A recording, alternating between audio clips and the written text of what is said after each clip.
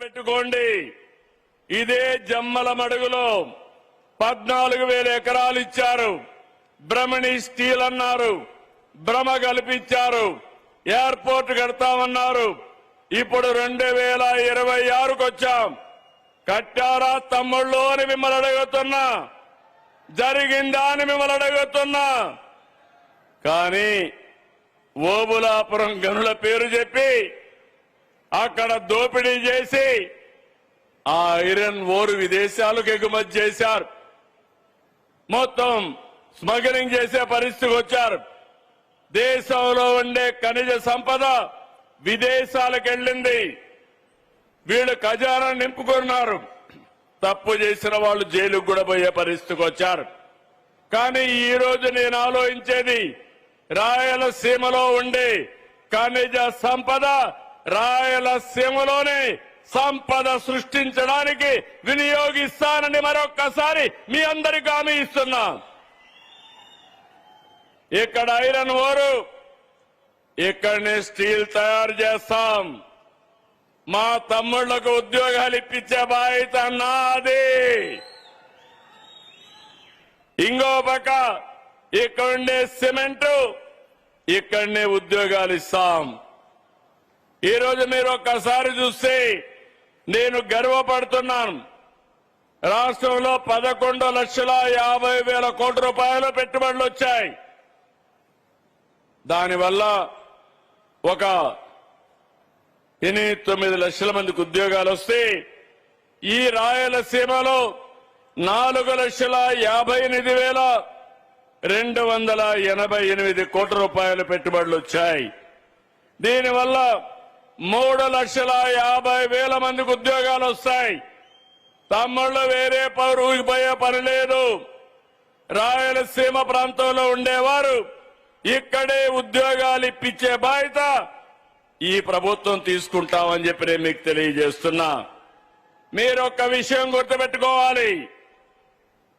రాయలసీమ గడ్డపై నుంచి అడుగుతున్నా. 5 ఏళ్లు ముఖ్యమంత్రిగా ఉన్నారు.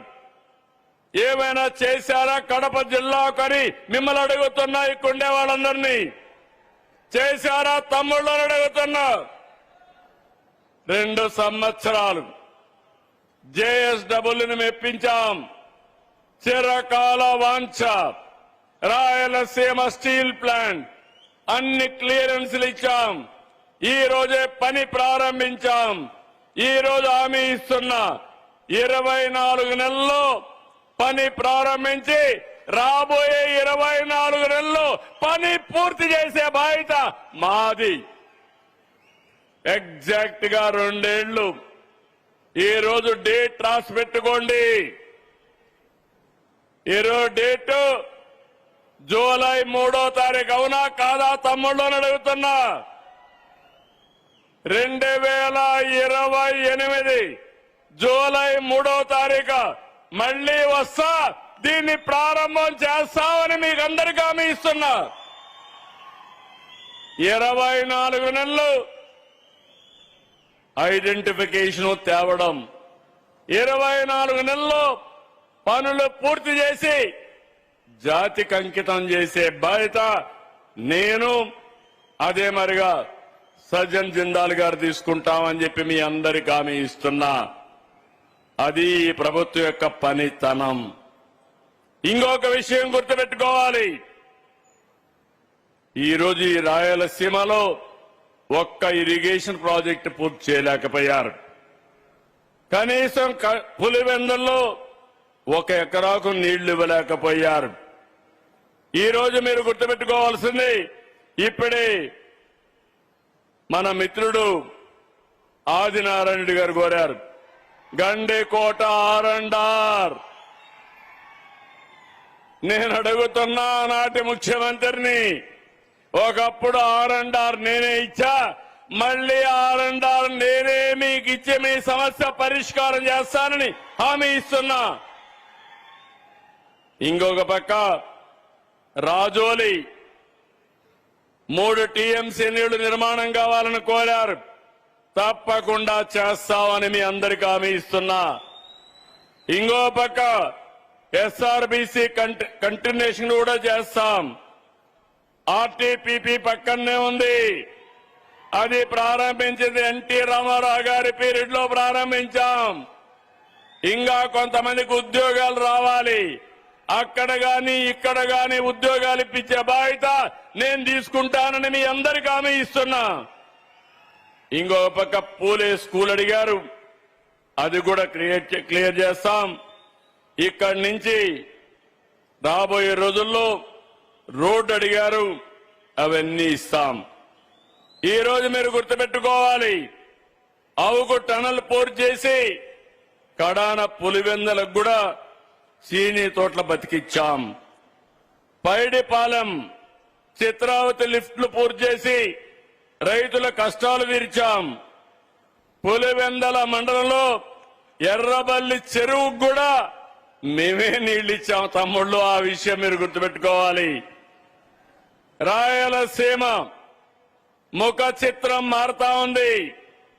పచ్చదనం పరిశ్రమలతో ఈ ప్రాంతం దశ దిశ మారుతుంది. ఒకప్పుడు రాయలసీమ రాళ్ల సీమ. ఈ రోజు సీమ అంటే space technology, aerospace technology, defence, drone, electronics, automobile, renewable energy, food processing, cement, gold mining, ఇలా అనేక రకాల పరిశ్రమలు వస్తాయి. Just now I spoke to Sajjan Jindal ji. I requested him, in Tirupati there is a space city. All his satellites has to be launched from Tirupati. He agreed immediately. We are going to make it one of the best space city in Tirupati. We are having a drone city in Orvakal.